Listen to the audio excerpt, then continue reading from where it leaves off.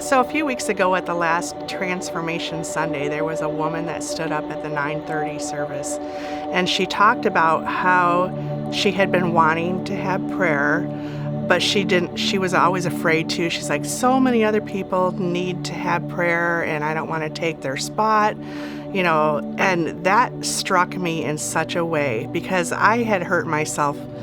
Oh, probably about 6 months before this happened, and I had been working with physical therapists, working with my coach at the gym, doing all of these things to try to make it better, but I still had this pain that was always constant in my right leg, constant. And I thought to myself, I was convicted at that point and went, why in the world? I go up with people all the time to get prayer.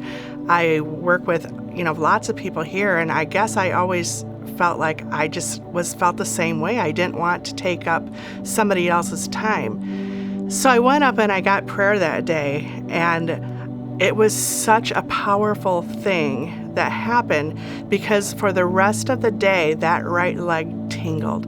It just tingled all day long, and I could feel the powers coming, from this person's hands, and I went, oh my goodness, why in the world would I have waited so long to do this? So, long story short, as that goes, I have not had pain in that leg since that prayer time.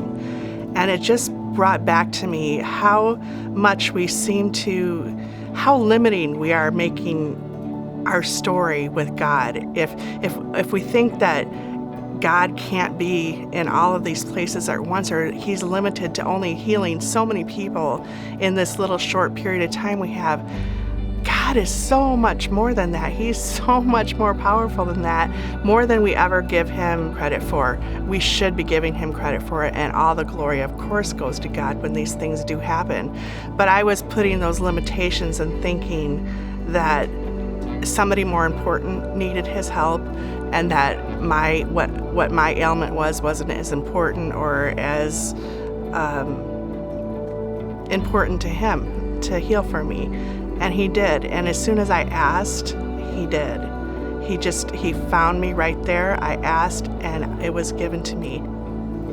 I have always had a very strong faith, but I think that this just simply solidified it in a way that I can't even explain it. I know deep down in my heart and my soul that Jesus is there for me every step of the way.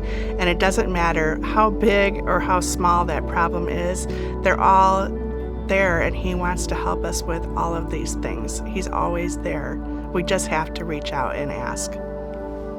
My name is Pam Stebins, and this is my story.